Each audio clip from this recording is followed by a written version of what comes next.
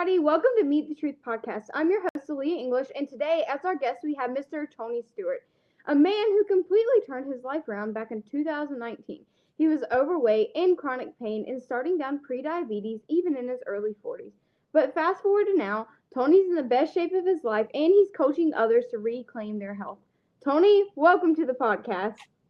Leah, thanks for having me. It's a pleasure. So, take us back to 2019. You were overweight, in pain, and facing pre-diabetes. When was the moment that you knew something had to change? Well, I guess it was, 2019 was a big one because of the pandemic. So it was just before the pandemic started. I was, in chronic pain, overweight. At that point, I didn't really know if I was pre-diabetic. I hadn't got the test or the blood work done yet, but I knew something had to change. It was like a big turning point for my life. I was like, I either get old and slow down, get fat, and all that stuff. And it was a big deal for me because, it was either I could tell something inside me said like, this is it, it's not going to get any better. So I did what everybody thinks they got to do and started trying to go to the gym, but I just couldn't do it. Like it wasn't helping. It was just horrible. So I figured the diet must have something to do with it. So I thought about changing my diet and found out about the keto diet. So that's where it started for me. This portion of today's video is brought to you by Salty. Salty is a clean electrolyte company focusing on keto electrolytes for us keto and carnivore people. I personally use the Coco Loco one or the caramel one in my coffee, and they taste perfectly amazing. Salt in your coffee tastes really good. And then my favorite one in my water is their grapefruit flavor. It's called Groovy Grapefruit. Go click the link down below and get you some Salty. So what did keto do for you?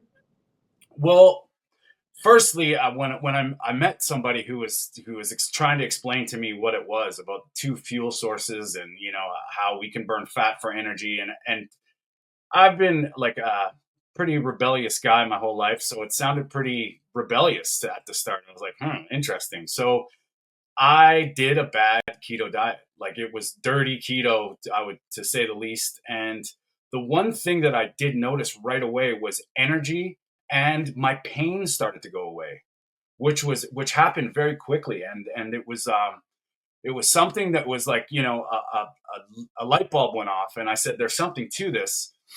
And I started learning, and that's when everything started, reading books, listening to stories, searching online for people that have done it. And it was pretty obvious that people were resolving things. I got my blood tested and I was pre-diabetic, and I'd been keto probably, with a good 6 months, 7 months just before the pandemic started. And at the time when my doctor, I was not eating sugar, I kind of understood that I was getting to know what insulin was and all these hormonal aspects of it. And she said, you're pre-diabetic, you'll have diabetes within 5 years. And I was like, well, I'm not eating sugar. How is it going to get worse? And she couldn't answer it. She said, there's nothing you can do. It's just the way it is. And I did not accept that. And I was like, this doesn't make sense to me. So when the pandemic started, about 6 months into it, I was no longer pre-diabetic. And that was it. And I was a blood glucose monitoring ninja. I was monitoring my blood glucose every morning. Everything I ate, I pricked my finger. I had no idea about the CGM at that point. And I watched my blood sugar just steadily go down to get into a normal range. And that was kind of the catalyst of what is going on with this nutrition world. Like if doctors are saying stuff that are absolute, and I'm proving it within myself that it's absolutely not absolute, that lit a fire. So I started learning and taking lectures and taking workshops. Then I was like, when the pandemic came, I was like, well, I might as well use this time while we're all isolated and alone to go to nutrition school, to become a nutritionist, because I was having these crazy, things were resolving pretty quickly. I mean, my one thing that I was really, really surprised was I've had horrible teeth my whole life. Just, into my 20s and 30s, just I knew that they were bad. And I mean, I don't know how it is where you are, but in Canada, dental is not very cheap. It's not very affordable. And I was feeling like I was going to be spending thousands and thousands of dollars on my mouth. And what happened about the same time as that conversation with the doctor is my tooth pain went away. And I was like, how this is the first time in 15 years that I can honestly say I don't have tooth pain and I didn't need to take any painkillers, or it was pretty wild. That's amazing. That's the first time I've heard that. Tooth Yeah. pain being gone. And were you doing carnivore at this point, or were you still keto?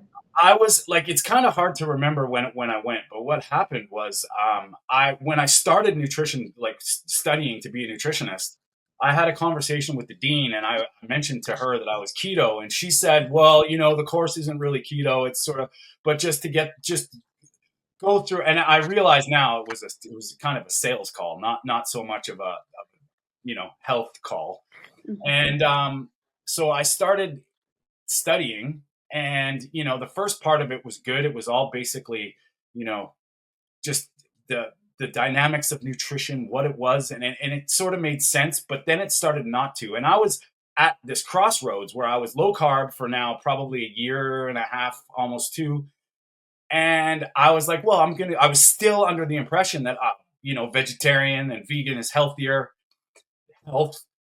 And I was like, well, maybe I should try and go vegan to fit in with the school people, because I noticed a lot of them were plant based.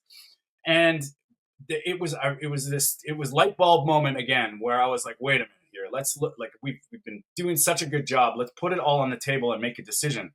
I had heard of carnivore. I had heard of people eating meat. I actually had a conversation with a friend of mine we were in the gym, and he was like, just if you want to get into deep ketosis, just eat beef and eggs. And I was like, and I quote, this was the one statement in my life that it's hilarious. I was like, I'm 40 plus years old. There is no way I'm not eating vegetables.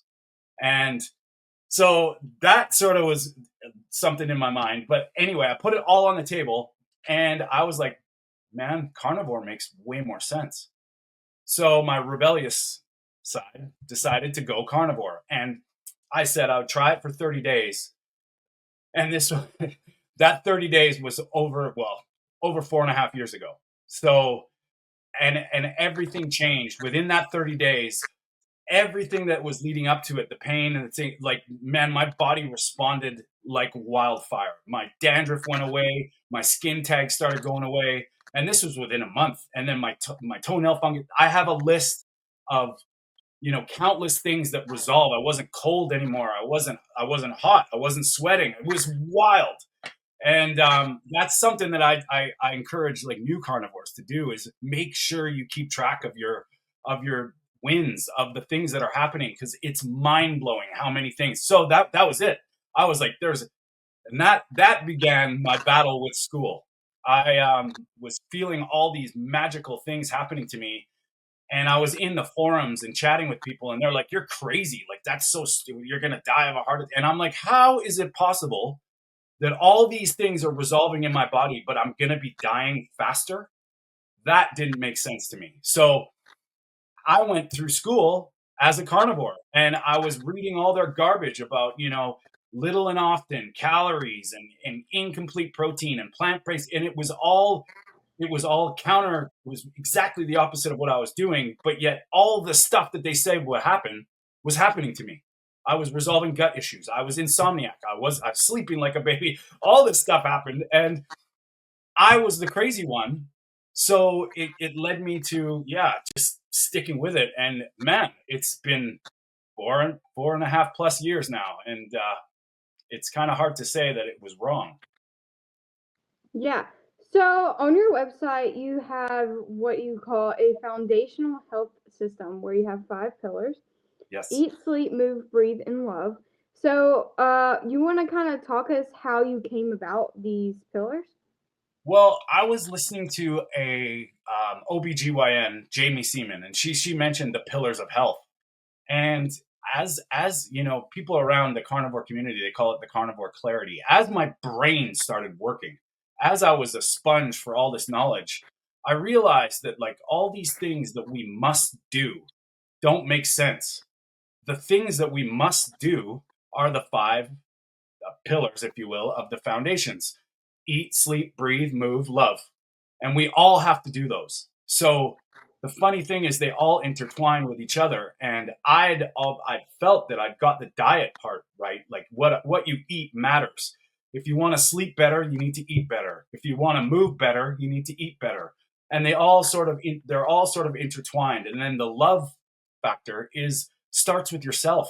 And that's something that I've noticed with almost every carnivore animal based person that gets it. They get past this point where it becomes self love. They take care of themselves first, and then they can start to, share the love. And so that's the foundations. And it's amazing how, when your brain's working, how important breath is, how important movement is. And we can all argue about what is the best exercise. And in my opinion, somebody who's sedentary, somebody who can't get out of bed, the best exercise is the one they can do. So, there is a place for personal training. There's a place for goals. There's a place for it, but our bodies must move. So I found that as I was healing, I could move better and I could choose. I started skipping rope. I started doing things I've never done before. And, it was, the ability to do a burpee. I couldn't do that at 42 years old. And now I'm 50 and I can do, hundreds of them, which is, it's all part and parcel. So that was the foundation side. Is I found the sleep intertwined with what I ate. And even when I went off the rails and cheated, you'll say, my sleep suffered. And I knew that there was something to this. So that's kind of the idea about the foundational health and when we're the medical system, all of our systems are designed, in my opinion, to isolate us, put us into boxes. You have this is what you do. But in my opinion, when you're dealing with the foundations, everything starts resolving. And then they all sort of work together. So that's my idea of sort of the foundational health solutions. Yeah, I totally agree with you, Tony. And I think Dr. Kiltz even has a very similar kind of deal with like the foundations of health. Like he's got his baby's diet, and then he talks a lot about like love and gratitude and like faith and all this kind of stuff. And then he has this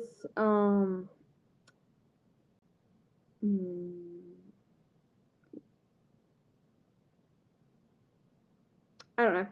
So he has this like saying that like it's called the human Ferrari, and it's like if you want your body to act like a Ferrari, be nice, what etc. Yeah, Then you can't treat it like an old junky car.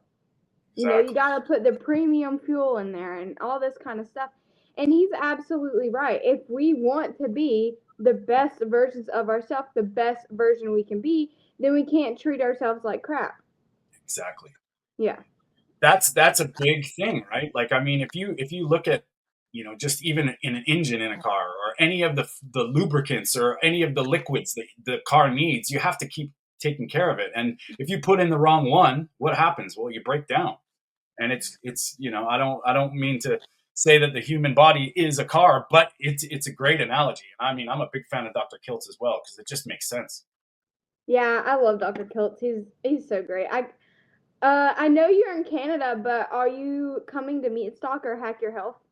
I am trying. It all depends. Our schedules with my partner, we've got a lot of stuff on the burner right now. So I would love to, because I just went to Edmonton, which is, probably about 1,200 kilometers away from, I guess that would be like 800 miles away from Vancouver. And we did the Alberta Carnivores group. We had our first meetup, and it was so much fun talking to all these carnivores. So Meat Stock, and I mean, Lisa, the organizer, she's going to Meat Stock, and she's like, you have to come to Meat Stock. It's going to be awesome. So I hope so. I just don't know about the timing yet, but as much as I'd love to, I love those things, man. It was so cool. It was so much fun. I think next year, Christopher Brandlin, I was just talking to him yesterday, and I'll be talking to him after this too. He wants to do one, and I think it was Alberta that he was saying he's going to fly over there and do something. So if you get in contact with him, I'm sure Oh, you could. yeah, I know Christopher. Actually, we've been together. Yeah, he's come on my podcast, and we've been keeping up. And I mean, I think that is so important. And I'm Canadian, but yet I'm so impressed with his reality. Like, I mean, I know you're a little younger, but politics has never been part of my life. I'm not. I so disconnected from it. But I think now, especially in the world, we're all sort of we all have to kind of be aware of what's going on because the rug's been getting pulled out from under us every step of the way. And I think Christopher is a great breath of fresh air. And I mean, just hearing his story about what his woes with the medical system, I think, and if he can come up to Canada and put a light of fire under some of our political personalities, if you want to call them that, is necessary. So I'm all for it, and it's this movement is gaining traction, which is beautiful. Yeah, I've been on a roll with the Canadians lately coming on my channel, and every single one that I've talked to has just destroyed their medical history. They're like, Oh "This is awful. I hate the medical system." I know Jenny probably went into depth the most about it, and yeah. it was just, oh my gosh. I feel for you guys so much. So I just gotta ask, even after you went carnivore and you saw all of these amazing results, but you were going through school and you were looking and everything they were teaching you was the exact opposite. Did you have any doubts? Well, I had a lot of doubts actually. Now that you ask me, this is what happened. Well, so I was having a meltdown because I was like, well, if all my friends and family finish the school, get your certificate, get your degree. I was like, I don't want it. If I get certified, if I get a degree and I have to follow scope of practice or standard of care, if you will, what's going to happen? I was already getting so much pushback from the people in my school. They hated it. They were like, you can't teach people this. You can't do this. This isn't part of us. I was like, what do I do? So I made a big decision. I was like, I learned their way. I went through all my school, every case study I had that I did their way. The people that I was supposed to be helping got worse. And, it was clear to me that there's nuance, there's context. This is not a one size fits all. It's not a nutritionist gives a diet plan and it's like, okay, here's the diet plan, go do it. That doesn't make sense to me. So I was like, I don't want their stuff. And it was like kind of one of those times in my life where I was like, I just spent thousands of dollars, hours and years of studying for what? And I was like, you know what? I can use this to know what not to do, to take, the anatomy and the biochemistry and the physiology side of it was great, but what their narrative was, it's the same thing, low fat, um, protein, but they tell you to eat complete protein, yet they tell you to eat plant based, which doesn't make sense to me. So there was all these sort of they just would counter argue themselves, and I'm sitting there going, I know the answer. So anyway, I chose not to write my exams and finish my degree because I was like, I now know what to do. So I started, and this was a tough one where people like my family and friends, first of all, they thought I was nuts being a carnivore, but then they were like, you're going to waste all this time. And I was like, it's not really wasted time, but I don't want any liability on their side or to get slandered because people hate it. Like it was wild to watch. Like there was other nutritionists in the forum groups of my school saying, if you start doing this, we're gonna expose. I was like, what is this? This is ridiculous. So I was like, you know what? I made a choice and I did a lot of soul searching, went inside and figured out what to do. And I just decided to do it on my own and start my own business, helping people the way I saw fit ethically. And, it was a big decision. So school it was unbelievable. It was a great experience, but I mean, I don't want anything to do with their systems, their degrees. And now that I understand with the doctors, every single doctor that I follow or look up to did all this stuff by themselves. And that was a thing that kind of gave me some motivation that look, we're all on our own. Mm-hmm. Okay, so I'm gonna ask you. I don't know how to word this, so I'm gonna ask you. Okay. What are the 5 biggest mistakes that you see? Are your clients mainly carnivore, or are they like keto, whole actually, food? what I try and do is I try and lead them to make their own decision. Okay. So basically, a lot of my clients are older women. They're women in their 60s actually, and they haven't been able to lose weight, for decades. Which, now that I understand why, it's pretty obvious. But once we start establishing what food is, they can start making their decisions. And I mean, I'm not a die on the sword carnivore. Everybody must be carnivore. I believe, your situation will dictate how strict you got to be. I mean, still being a strict carnivore, in my opinion, is probably the best thing you can do for your body. But to get people there without pushing something. So once you start realizing how important fat is, once you start realizing the necessary, you have a protein requirement. We can argue what that is, but they sort of gravitate towards it. So I've helped vegans be better vegans. I've helped vegetarians actually eat like carnivores. They just didn't realize it. They're focusing on eggs, and they're like, if you take an ovo lacto vegetarian and they focus on the ovo lacto, the vegetables mean nothing. So I try and help people, guide them toward. I mean, I do have people that want to start carnivore right now, like this is what they want to do. But my approach to helping people is to let let them decide and figure it out for themselves. So I kind of guide them towards what is nutrient bioavailability, nutrient dense foods, and they sort of find their own way to it. And a lot of them gravitate and then end up being carnivore, like me. That's kind of what happened to me. It was like, it's not about vegetables for me. I don't care about them. It's would I eat them? Well, I believe there, we can maybe get into that later about the modern day food practices, but it's more about what your body needs. Nutrition is nutrition, and we can argue how we get that nutrition, but every body needs it. And when my clients figure that out for themselves, a lot of them start becoming carnivore. So I do believe in low carb 100%. I think everybody should be somewhere.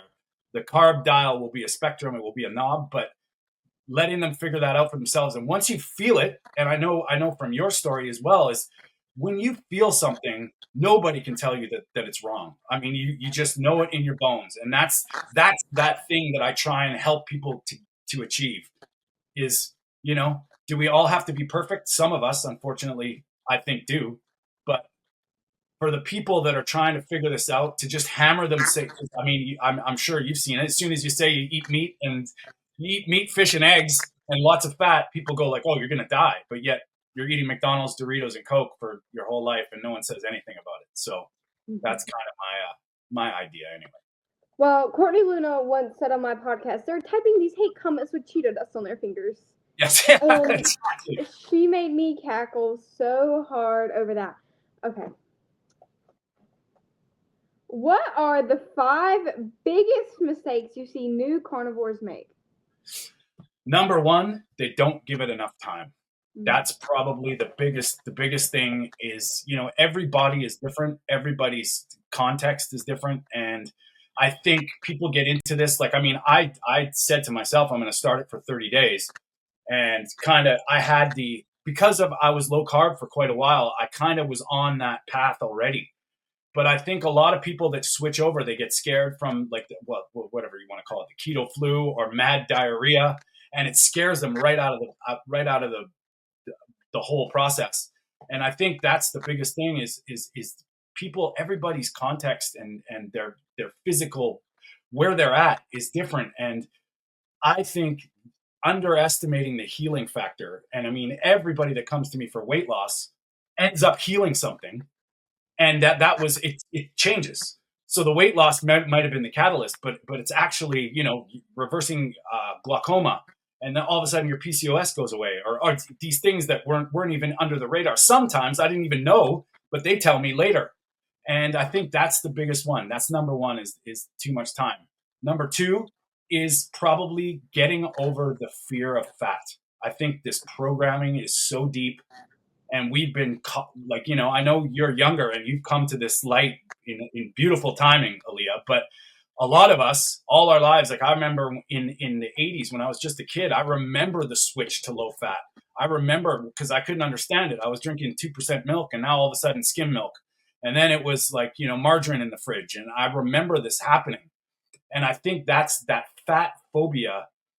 People don't realize the nutritional value of saturated fat and the fat soluble vitamins and how important they are. And I think the first thing to get over is that, oh, Lee, I got to eat that much fat. And people get scared. They think, fat makes you fat, which I'm pretty much an example of. That's 100% BS. I mean, if fat made you fat, I should be 350, 400 pounds. And that's just not true. So that would probably be number two.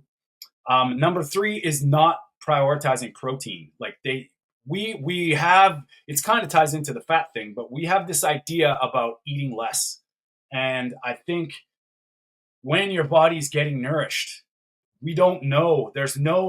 Nobody can write this down for how much you need. Some people really, really need to eat a lot more than they think they do. And sometimes those signals, the hunger, the satiety signals are haywire. And the ideal, in my opinion, diet is intuition. When you just know, like every other animal on the planet knows what to eat. They know how much to eat. They know where to get it.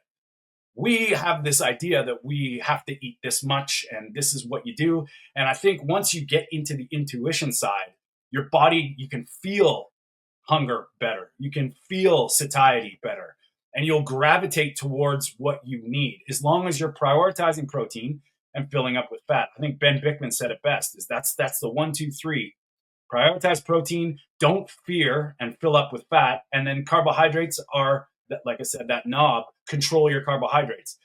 Most of us, some of us, need to be zero carb. And that's kind of the thing.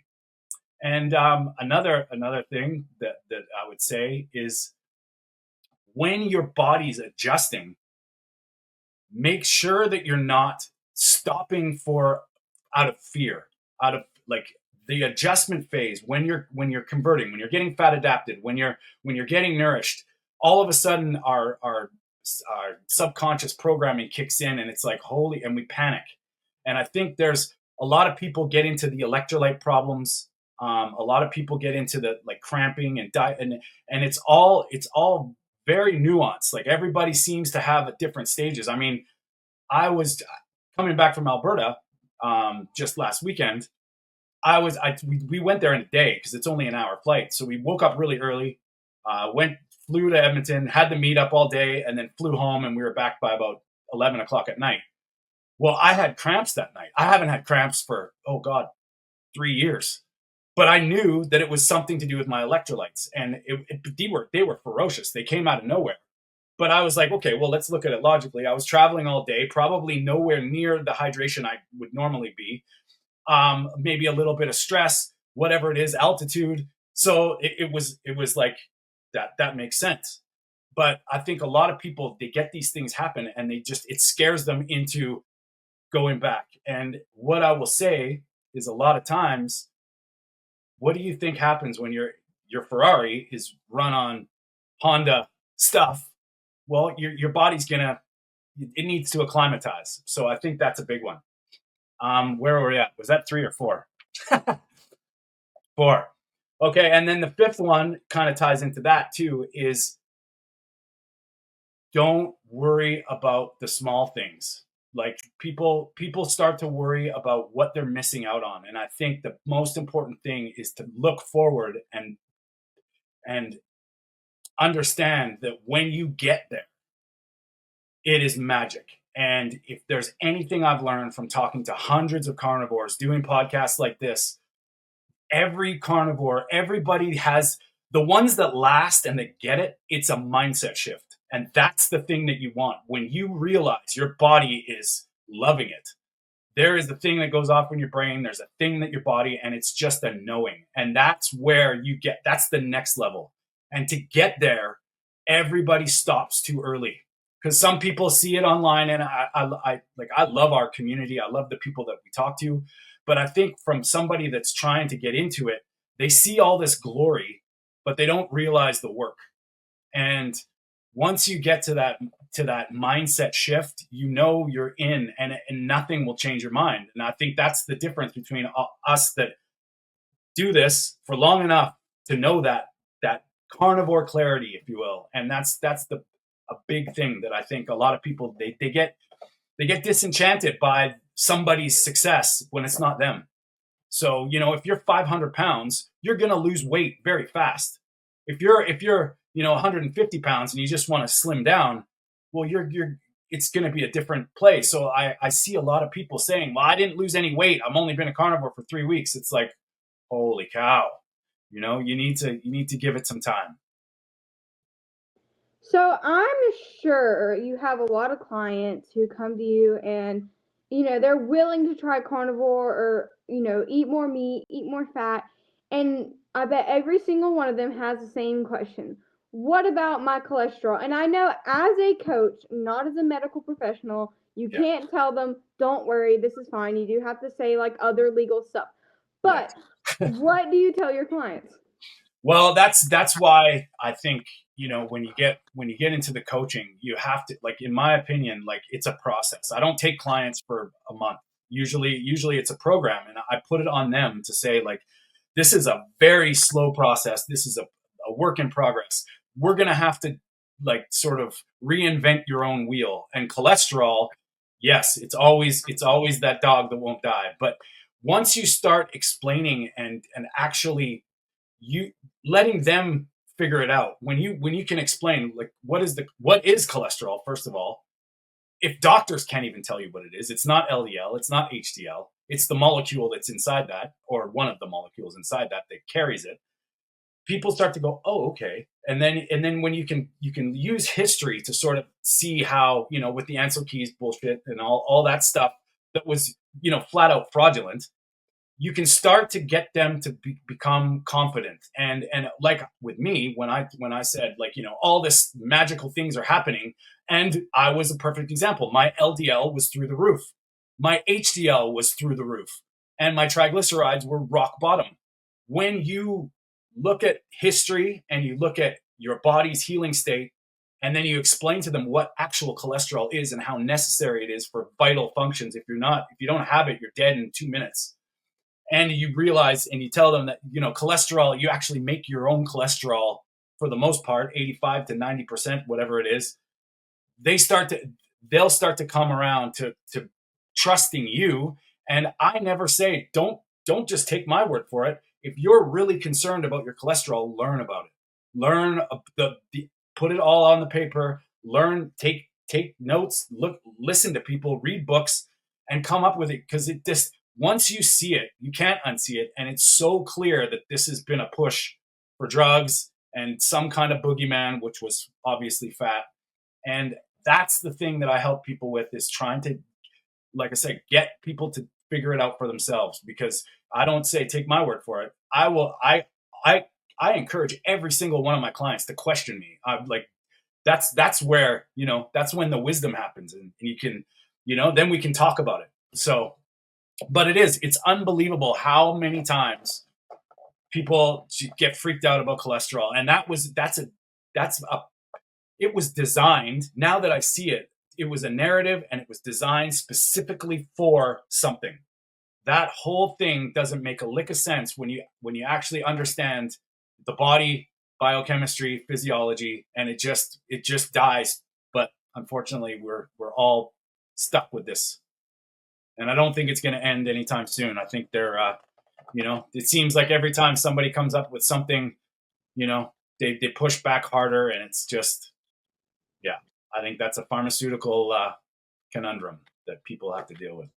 What do you say to those clients, and especially women, who are like, what about carbs? How am I supposed to have energy? I already have thyroid problems, those kind of people. And what do you normally tell them? Well, we look at it once again. I'm like, well, what is energy? And in my opinion, I think Ted Naiman wrote a great book, The Protein Energy Diet. And I mean, there's a ratio: protein and energy. Fat and carbs are energy. Protein you need. So why are we even considering them being the same thing?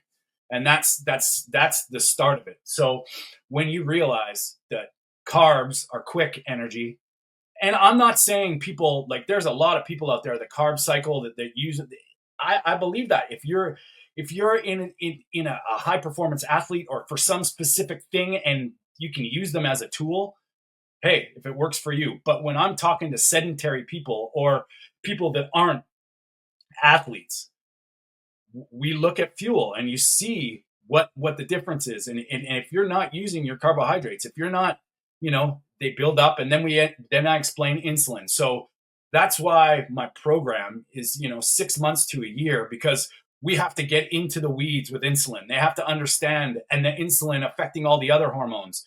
And that's basically how you get people to understand, and then they feel it. So when they, usually there's a little bit of a feeling out phase when you're cutting out carbohydrates, but once you start to feel the fat, and then when they get confident enough to add more fat when they're not feeling so good, it's pretty powerful. So my idea is to always back up what I'm saying by proving it with them, how they're feeling.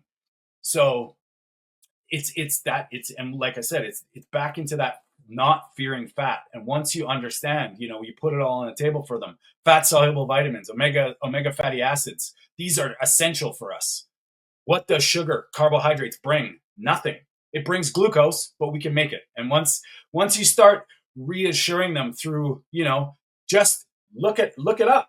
It's funny how when you do some research, you can see it. It's all hidden there in plain sight. And it's, when you just look at what is food, what are essential nutrients. And it's funny how the carnivore diet ticks all the boxes, but they tell us that it doesn't, which is just not true. Yeah, you're so right about all that. This portion of today's video is brought to you by Veil Hair Care. The hair care is handmade in small batches and made out of 100% organic and clean ingredients. I love the scalp tonic and the hair oil. I use all their products and it makes my hair super soft and shiny. So go get your guys some Veil for the best clean hair care. Have you seen about your clients who do a high-fat carnivore diet approach? So like I'm talking 80% fat, or maybe like doing fat fasting for a couple of days a week, versus your clients who do a lower fat approach or maybe protein sparing modified fasting. Well, I think the magic is where they're at, and like the biggest thing that I found is your nervous system and your hormonal balance. Like a lot of women don't realize that, estrogen dominance, thyroid issues, a lot of the hormonal problems, even, satiety, adrenal burnout, all revolves around insulin. So that's something that matters. So once we deal with the insulin and they understand that, we can kind of see where they're at with the hormones. And I'm under the impression that if you have any hormonal issues, fat is the key.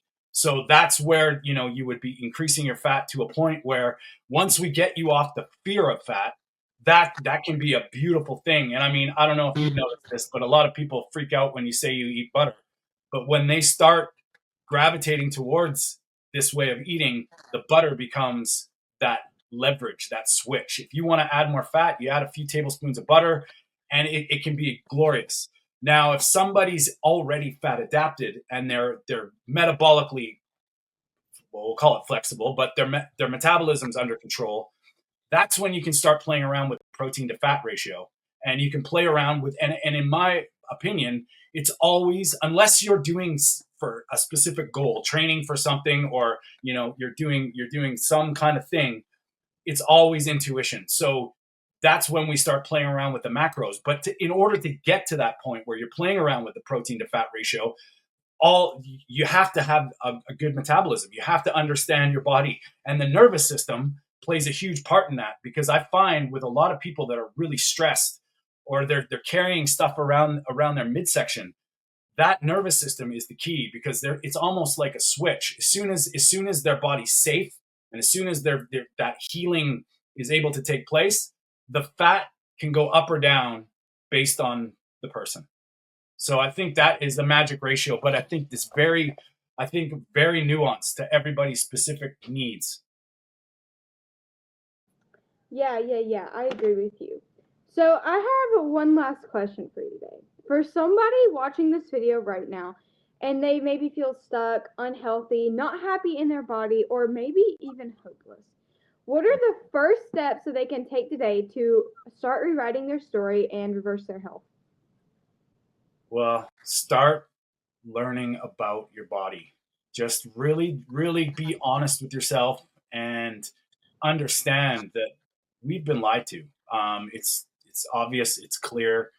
Whether you want to call it nefarious, sinister, I don't know, but we have been lied to. And I think when you realize they have downplayed the importance of nutrition and they have done a big bait and switch on what is important, you just have to look at the food guidelines that don't make any sense when you see it. 6 to 11 servings of grains that isn't even food for humans, in my opinion. 40% carbohydrates, which is just energy excess that is, not even normal. It was never part of our diets. We would have never had this much access to sugar and energy. And once you start to see that is they're pushing you towards ill health, is to start learning about what is nutrition, and don't be afraid of the truth. Like that's the hardest part, is to understand it's not your fault. And I believe, we're not broken. They broke us. And in my opinion, your body knows how to heal. Your body knows what to do. We just get in the way.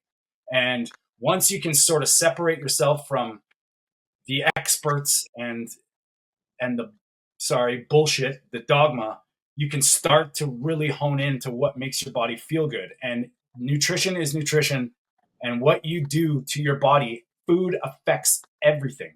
And I think they've downplayed that. I mean, I don't know about you, but when you go to a doctor, they've never had to talk about nutrition. Whatever they don't talk to you about. They say you should eat better and exercise. That is not dietary advice. You know what I mean? And that's the one thing, is that nobody's here. No one's coming to save us. We have to do this on our own. And if you can handle the truth and get into real honesty with yourself, it will guide you towards what works for you. Yeah, I agree with you on that. I think today's video or podcast episode was very informational. Tony, you explained things in such a way that anybody could listen and take something away from it. You're very good at explaining things, and I assume it's from years of experience with clients. But yeah, so for just a second, I want to talk about my book for my audience. Yes. You guys, I wrote a book. This is the book. It's called The Carnivore Diet for Teens. It's a beginner's guide to the carnivore diet. Whether you're a teen, a parent of teens, or you have teens, or you're just a carnivore, I suggest you buy the book and read it, because the more book sales I get, the more funding I have for this podcast and my YouTube channel. So I'm not telling you to buy it. I'm asking you to. So please buy it. I'm telling you to buy it. That's a magical thing, Aaliyah, and I sort of perused it when we did our thing, and that's fantastic. And yes, buy it for sure. Yeah. So I'm just gonna say, Tony, your story definitely proves that it's never too late in life to take control of your health, right? For anyone who wants to dive deeper about coaching or community, where can somebody find you?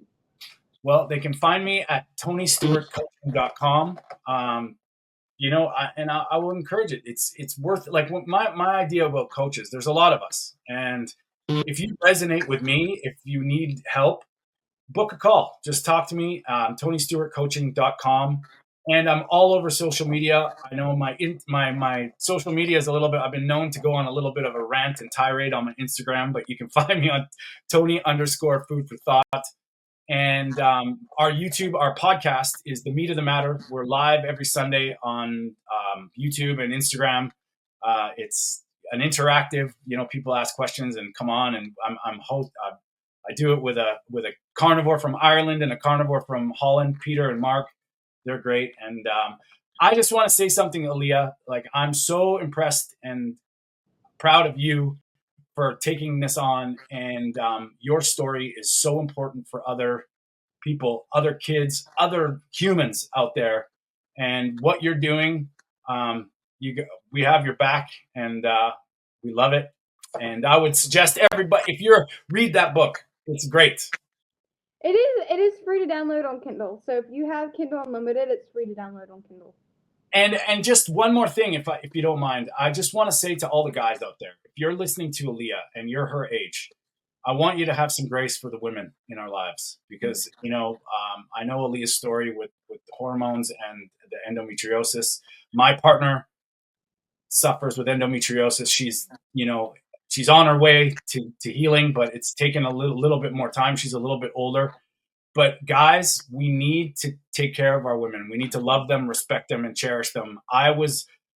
I've said this openly quite a few times. I was an ass my whole life, thinking women were hormonal craziness. And once you understand the intricacies of hormonal balance and what they're up against, give them some grace and please respect the ladies in your life. They are beautiful, and the divine feminine is a necessary force. Yeah. Well, men do run on a 24-hour hormone cycle, while women have a 28 or longer day hormonal cycle. So you can just imagine, while your hormones peak cortisol in the morning, maybe a little bit of testosterone, whatever, throughout the day, and then you go to bed, and then, maybe you wake up a couple times a night. Men tend to deal with that, like, stressors better. And then women, one day, our cortisol is up here, and then the next day we run out of oxytocin, and then the next day, like, it's so different every day, and then that's already mentally straining, and men just have no idea. And I'm not saying that men don't struggle themselves, but yeah, give us grace. We give you guys plenty of grace. Yeah. And I mean, I do think it's time that we need to embrace our masculinity, and that means respecting the divine feminine. And I'm a very spiritual guy, and all this stuff, it matters. And now it's time to all history of the woman has been manipulated, and I think they used to celebrate your cycle and cherish it, and now it's shamed, and we need to talk about it, and we need to be supportive of especially the women in our lives. So guys, man up. That's true masculinity. I hope everybody had a really good time listening to this episode today. I really hope that you found something to take away from it, some new tidbit of information. And with that, I'm going to see you guys next time. Bye.